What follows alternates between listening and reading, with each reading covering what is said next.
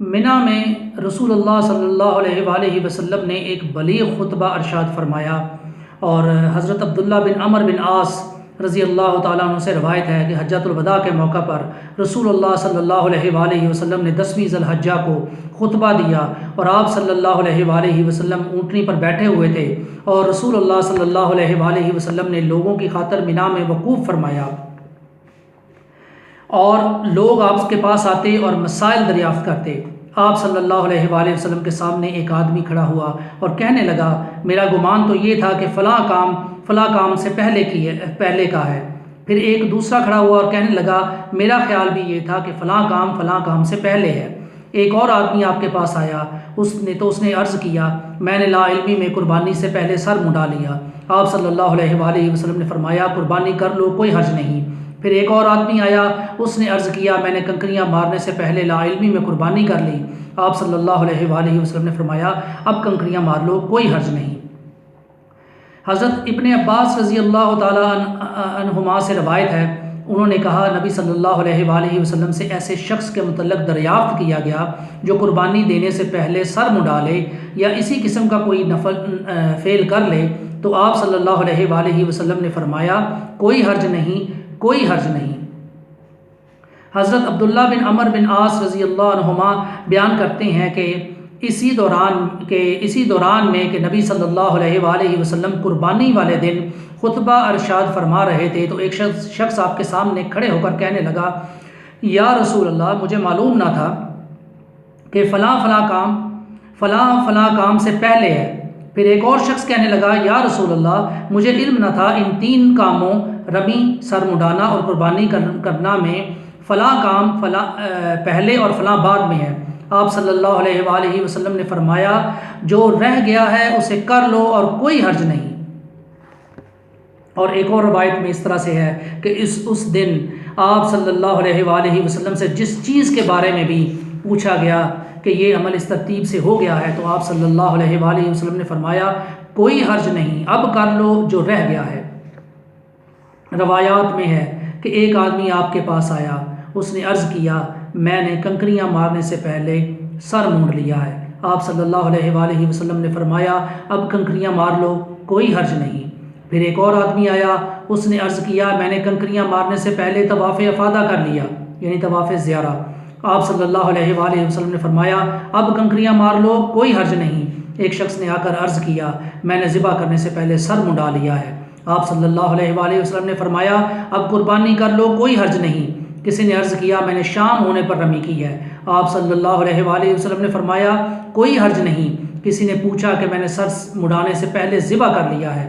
آپ صلی اللہ علیہ وآلہ وسلم نے فرمایا، کوئی حرج نہیں۔ ایک آدمی آیا، اس نے عرض کیا، یا رسول اللہ، میں نے رمی سے پہلے جانور کی قربانی دے دی۔ آپ صلی اللہ علیہ وآلہ وسلم نے فرمایا، اب رمی کر لو، کوئی حرج نہیں۔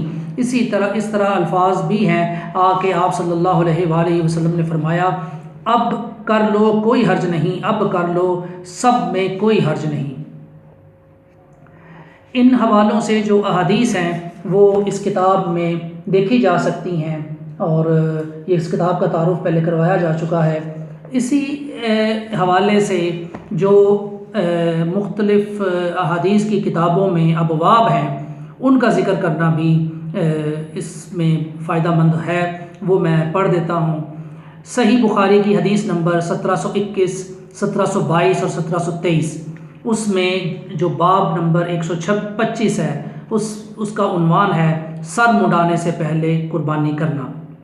صحیح بخاری کی حدیث 1734 اور 1735، باب ہے، جو شخص بھول کر یا جہالت کے باعث شام کے بعد رمی کرے یا قربانی سے پہلے سر منڈا لے۔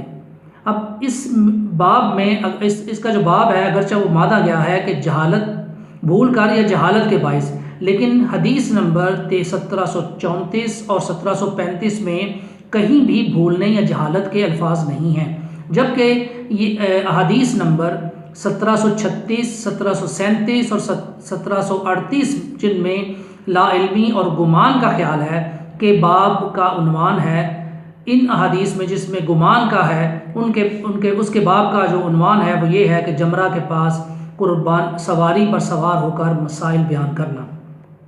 جامع ترمذی کی حدیث نمبر 916 کا باب ہے، اس کے بیان میں جو جانور ذبح کرنے سے پہلے سر مڈا لے یا کنکریاں مارنے سے پہلے جانور ذبح کر لے۔ سنن ابن ماجہ کی حدیث نمبر 3049 سے 3052 تک، اس کا باب ہے کہ 10 ذی الحجہ کو حج کے اعمال میں تقدیم و تاخیر۔ سنن ابی داؤد احادیث نمبر 2014 اور 2015، اس کے باب کا عنوان ہے جو شخص 10ویں تاریخ کے اعمال حج میں تقدیم و تاخیر کرے۔ حدیث نمبر 3069 سنن نسائی، اس کا باب کا عنوان ہے شام کے بعد رمی کرنا۔ صحیح مسلم کی حدیث نمبر 3056 سے 3064 تک، اس باب کا عنوان ہے رمی سے پہلے ذبح جائز ہے۔ سنن دارمی 1948 اور 1949، اس میں باب ہے اس شخص کے متعلق جو اپنے حج میں کسی چیز سے پہلے کر لے۔ حدیث نمبر 1014 مسند شافعی، جانور ذبح کرنے سے پہلے سر منڈوانے اور رمی سے پہلے قربانی کرنے کا بیان۔ صحیح ابن خزیمہ حدیث نمبر 2949 اور 2950، اس کا عنوان ہے جو شخص لا علمی میں حج کے مناسک آگے پیچھے کر لے۔ اس بارے میں حدیث مختصر ذکر کی گئی ہے، تفصیلی نہیں، اور اس حدیث میں دلیل بھی ہے کہ حج کے اعمال آگے پیچھے کرنے پر کوئی فدیہ نہیں۔ اسی حوالے سے حضرت ابن عباس رضی اللہ تعالیٰ عنہ سے روایت ہے کہ ایک شخص نے نبی صلی اللہ علیہ وآلہ وسلم سے عرض کیا کہ میں نے رمی سے پہلے زیارت کر لی۔ آپ صلی اللہ علیہ وآلہ وسلم نے فرمایا کوئی حرج نہیں۔ پھر اس نے عرض کیا کہ میں نے ذبح سے پہلے سر منڈا لیا۔ آپ صلی اللہ علیہ وآلہ وسلم نے فرمایا کوئی حرج نہیں۔ پھر اس نے عرض کیا میں نے رمی سے پہلے ذبح کر لیا۔ آپ صلی اللہ علیہ وآلہ وسلم نے فرمایا کوئی حرج نہیں۔ حضرت عبداللہ بن عباس سے روایت ہے، انہوں نے فرمایا رسول اللہ صلی اللہ علیہ وآلہ وسلم سے جس شخص کے بارے میں بھی سوال کیا گیا کہ اس نے ایک کام سے پہلے دوسرا کام کر لیا، تو اس کے جواب میں رسول اللہ صلی اللہ علیہ وآلہ وسلم نے دونوں ہاتھوں سے اشارہ کر کے یہی فرمایا کوئی حرج نہیں۔ حضرت ابن عباس رضی اللہ تعالیٰ عنہ سے مروی ہے کہ نبی صلی اللہ علیہ وآلہ وسلم سے قربانی، رمی اور حلق کی ترتیب میں کوئی تبدیلی ہو جائے تو اس کا حکم پوچھا۔ نبی صلی اللہ علیہ وآلہ وسلم نے فرمایا کوئی حرج نہیں۔ اس حضرت اسامہ بن شریک بیان کرتے ہیں کہ میں حج کرنے کے لیے رسول اللہ صلی اللہ علیہ وآلہ وسلم کے ساتھ روانہ ہوا۔ آپ صلی اللہ علیہ وآلہ وسلم کے پاس لوگ آتے اور مسائل دریافت کرتے تھے۔ کسی نے کہا یا رسول اللہ میں نے طواف سے پہلے سعی کر لی، یا میں نے ایک چیز کو مؤخر کر لیا، یا میں نے کوئی چیز مقدم کر لی۔ آپ صلی اللہ علیہ وآلہ وسلم فرماتے تھے کوئی حرج نہیں، کوئی حرج نہیں، مگر اس شخص کے سوا جس نے کسی مسلمان کی عزت کو خراب کیا اور یا جس نے اپنے مسلمان بھائی کی غیبت کی، ایسا شخص ظالم ہے اور ایسا شخص ہی حرج، گناہ اور ہلاکت کا شکار ہوا۔ حضرت علی رضی اللہ تعالیٰ عنہ بیان کرتے ہیں کہ ایک آدمی رسول اللہ صلی اللہ علیہ وآلہ وسلم کے پاس آیا۔ اس نے عرض کیا یا رسول اللہ میں نے سر مڈانے سے پہلے طواف افاضہ کر لیا۔ آپ صلی اللہ علیہ وآلہ وسلم نے فرمایا اب سر منڈا لو یا کتروا لو، کوئی حرج نہیں۔ پھر ایک دوسرا آدمی آیا، اس نے عرض کیا میں نے کنکریاں مارنے سے پہلے قربانی کر لی۔ آپ صلی اللہ علیہ وآلہ وسلم نے فرمایا اب کنکریاں مار لو، کوئی حرج نہیں۔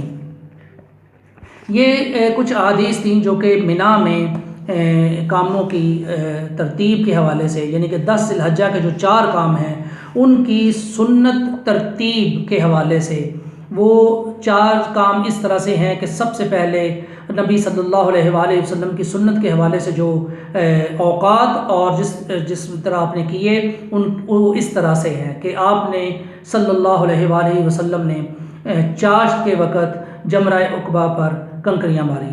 اس کے بعد آپ صلی اللہ علیہ وآلہ وسلم منا میں قربان گاہ گئے، وہاں آپ صلی اللہ علیہ وآلہ وسلم نے قربانی کی اور آپ صلی اللہ علیہ وآلہ وسلم نے 100 اونٹ قربان کیے۔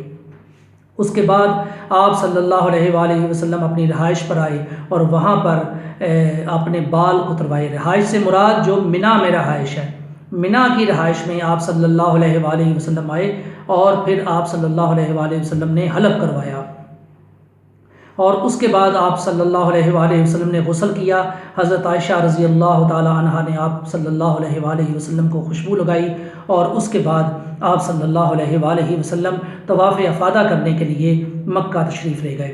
اور آپ روایات میں دو مختلف قسم کی روایات ملتی ہیں، ایک جو زیادہ صحیح بیان کی جاتی ہے اس میں یہ ہے کہ آپ صلی اللہ علیہ وآلہ وسلم نے طواف افاضہ کرنے کے بعد ظہر کی نماز جو ہے وہ منا میں آ کر ادا کی، اور ایک حضرت عائشہ رضی اللہ تعالی عنہا سے جو روایت ایک مروی ہے اس کے مطابق مکہ میں آپ صلی اللہ علیہ وآلہ وسلم نے ظہر کی نماز ادا کی۔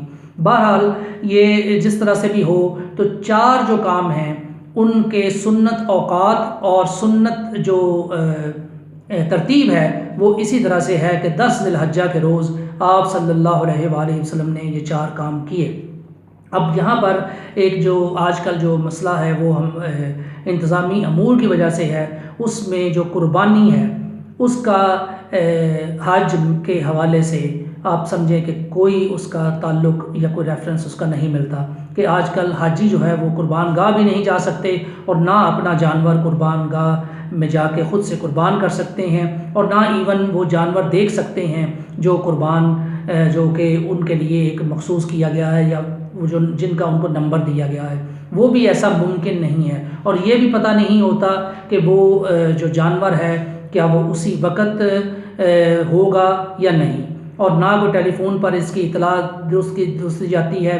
اور جو بہت جو آج کل اس حوالے سے جن کا موقف یہ ہے بہت سارے علماء کا، اور احادیث سے بھی ہمیں یہ جو لا حرج والی احادیث ہیں کہ کوئی حرج نہیں، اس میں سے ہمیں یہ رزلٹ نکالنے میں بڑی آسانی ہوتی ہے کہ جو حاجی ہیں وہ 10 ذی الحجہ کے روز اگر چاشت کے وقت رمی کر سکیں اور اس کے بعد وہ اپنی رہائش پر آئیں جو کہ منا میں ہے، منا میں رہائش پر آئیں اور وہاں پر آ کر وہ قربانی کے عمل کا جو بھی وہ ایک طریقہ کار کر لیں، جس طرح سے بھی انہوں نے کرنا ہے، کہ آیا وہ اگر ان کے پاس قربانی ہو اور وہ اس وقت قربان کریں تو ان کو کتنا ٹائم لگ جائے، اس کے بعد وہ اپنا اپنا سر منڈائیں اور نہا کر اور خوشبو لگا کر پھر اسی دن طواف افاضہ کے لیے مکہ چلے جائیں۔ بہرحال یہ ایک جو ترتیب ہے وہ ان احادیث کو دیکھ کر سامنے آتی ہے، اور اس کے مطابق اگر کوئی ایک کام کرے اس کے ان کے علاوہ جو کام ہوتے ہیں ان میں بھی سنت کی جو پیروی ہوتی ہے وہ ہمیں دکھائی نہیں دیتی۔ فرض کریں کہ ایک آدمی جو ہے وہ کنکریاں مارنے کے بعد عزیزیہ چلا جاتا ہے اپنی رہائش پر یا کسی اور جگہ پر، وہ واپس منا نہیں آتا، تو یہ عمل اس کا سنت کے مطابق کس طرح سے ہوگا یہ وہ خود ہی جواب دے گا۔ اور اگر وہ دوسرے دن طواف افاضہ کرتا ہے، یعنی کہ ترتیب کو اگر فرض کریں وہ برقرار بھی رکھنے کی کوشش کرتا ہے، تو پھر اس کا جو طواف افاضہ یا طواف زیارہ ہے وہ اگلے دن ہوتا ہے، تو سنت وقت جو ہے اس میں بھی وہ چیز نہیں ہو رہی ہوتی۔ بہرحال اس میں اتنی سختی جو ہے وہ ہمارے چند احباب میں یا بہت سارے احباب میں ہمیں نظر آتی ہے، تو اس حوالے سے جو احادیث ہیں وہ بیان کر دی گئی ہیں، اور اب جس کی جو مرضی ہے وہ اپنی، میں نے تو حدیث بیان کرنی تھی اور انہی حدیث کے مطابق ہی ہمیں ان کے مطابق یا ان میں اگر آگے پیچھے کو کام کرنا ہے یا وہ دیر کرنی ہے تو کم از کم انسان یہ تو سوچے کہ یہ میری کچھ مجبوری ہے کہ میں کسی وجہ سے کسی انتظامی امور کی وجہ سے ایسا کر رہا ہوں، سنت کو میں نہیں چھوڑ رہا، اوقات میں بھی اور ساری چیزوں میں بھی۔ بہرحال اس میں علماء سے بھی مشورہ کریں، اور جو ایک احادیث کے مطابق ایک سچویشن میرے سامنے آئی وہ میں نے بیان کر دی ہے۔ جزاک اللہ خیرہ۔ السلام علیکم ورحمۃ اللہ۔